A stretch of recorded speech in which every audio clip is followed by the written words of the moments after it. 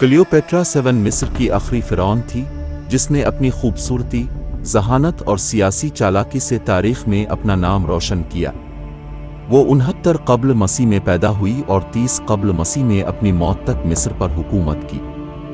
Cleopatra का पूरा नाम क्लियोपेट्रा थियोफिलोपीटर था और वो बतलीमुस ख़ानदान से ताल्लुक़ रखती थी।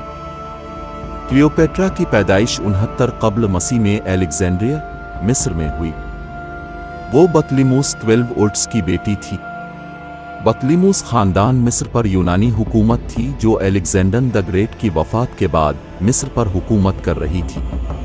क्लियोपेट्रा की इब्तिदाई ज़िंदगी में उसके वालिद ने इसे अच्छी तालीम दी और उसने यूनानी, मिस्री, लातीनी और दीगर ज़बानों में महारत हासिल की। बतलीमुस 12 की मौत के बाद क्लियोपेट्रा ने 18 साल की उम्र में अपने भाई बतलीमुस 13 के साथ मुश्तरका तौर पर हुकूमत की। ताहम दोनों के दरमियान इख्तिलाफात और ताकत की जंग ने जल्द ही क्लियोपेट्रा को मिस्र से भागने पर मजबूर कर दिया। बाद में रूमी जनरल जूलियस सीज़र ने इसकी मदद की और इसे दोबारा तख्त पर बिठाया। क्लियोपेट्रा और जूलियस सीज़र के दरमियान अच्छे ताल्लुकात कायम हुए, जिसके नतीजे में उनका बेटा सीज़रीन पैदा हुआ। सीज़र की मदद से क्लियोपेट्रा ने मिस्र पर अपनी हुक्मरानी मजबूत की।